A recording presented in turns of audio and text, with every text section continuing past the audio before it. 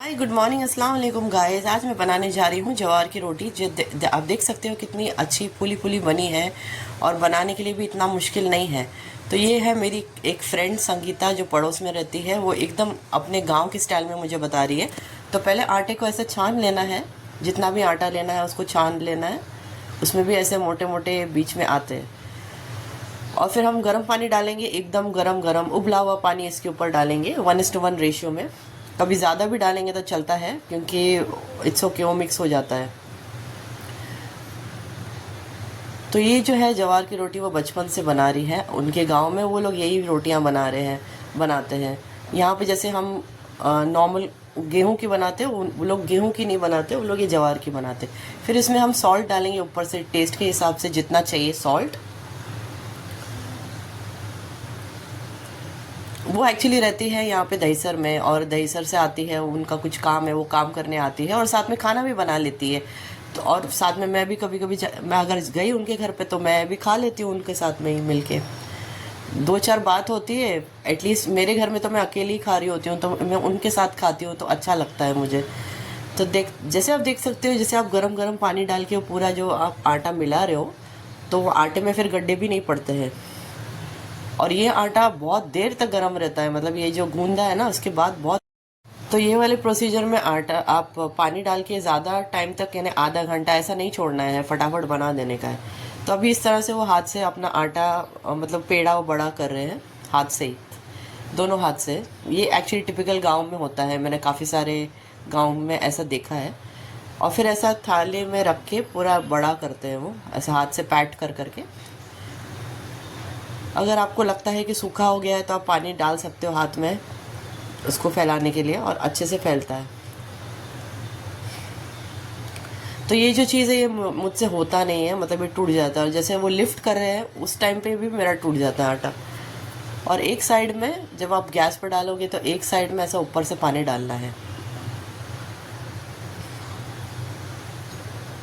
और फिर वो इसी तरह से ऐसा 10 रोटियां बना रहे हैं यहाँ पे मेरे सामने ही। हाँ, तो हम ऐसे ही नॉर्मल बात करते हैं तो ये भी बात आती है कि लोग कितने नेगेटिव है, दूसरे लोग। कोई कोई लोग नहीं देख सकते कि हम प्रोग्रेस कर रहे हैं, कुछ कुछ लोग एकदम नेगेटिव है और हमेशा बुराई करते रहते हैं दूसरों की। तो इसका मतलब ये है कि हमारी पीठ पीछे भी हमारी बुराई हो सकती है। तो ऐसे लोगों से थोड़ा दूर रहना चाहिए सबको। मेरे इसलिए बहुत गिने चुने फ्रेंड्स हैं, मेरे फ्रेंड्स बहुत ज़्यादा नहीं है, बिकॉज़ यही होता रहता है, बिचिंग, पीठ पीछे कुछ दूसरी बातें, मैं नहीं हूँ तो कुछ और हो रहा है। तो इसके लिए मेरे कम फ्रेंड्स हैं, मतलब जिन पे मैं बहुत बहुत भरोसा कर सकती हूँ उनके ही साथ रहती हूँ मैं, और उनसे ही सारी बात करती हूँ।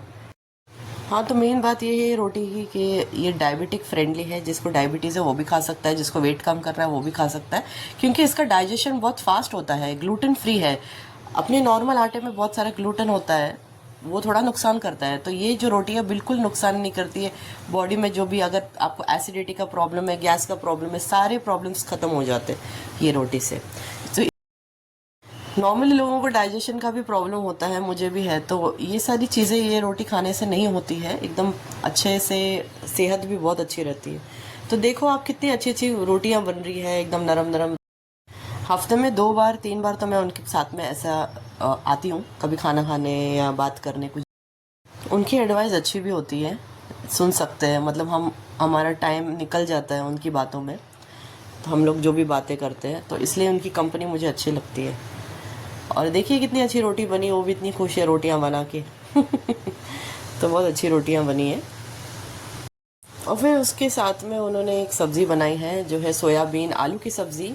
वो भी बहुत ही अच्छी बनी थी, उसमें कांदा नहीं था एक्चुअली, बहुत ही अच्छी बनी है। तो ज़िंदगी में अच्छी बुरी चीज़ बहुत है करने के लिए, आप सोच समझ के जो करना है करें।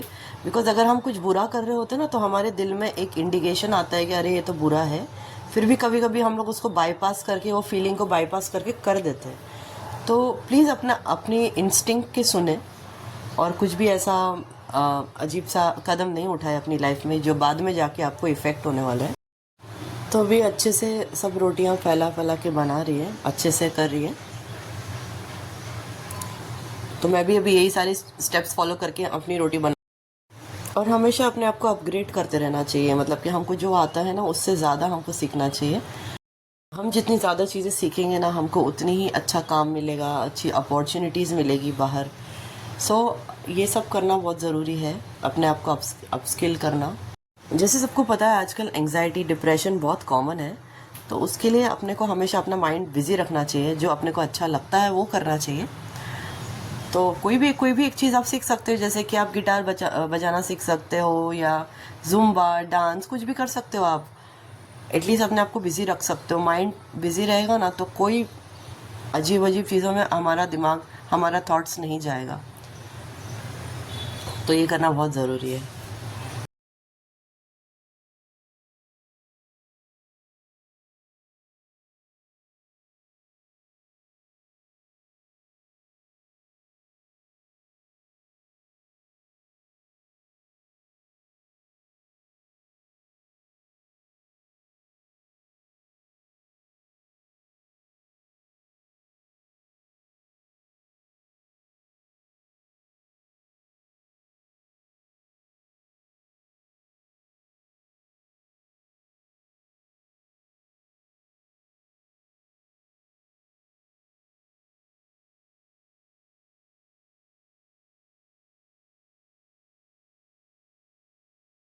तो अभी इसी तरह से उन्होंने सारी रोटियां बना ली हैं, और फिर हम ऐसे ही बात कर रहे हैं, फ़ोटो के लिए पोज़ कर रहे हैं।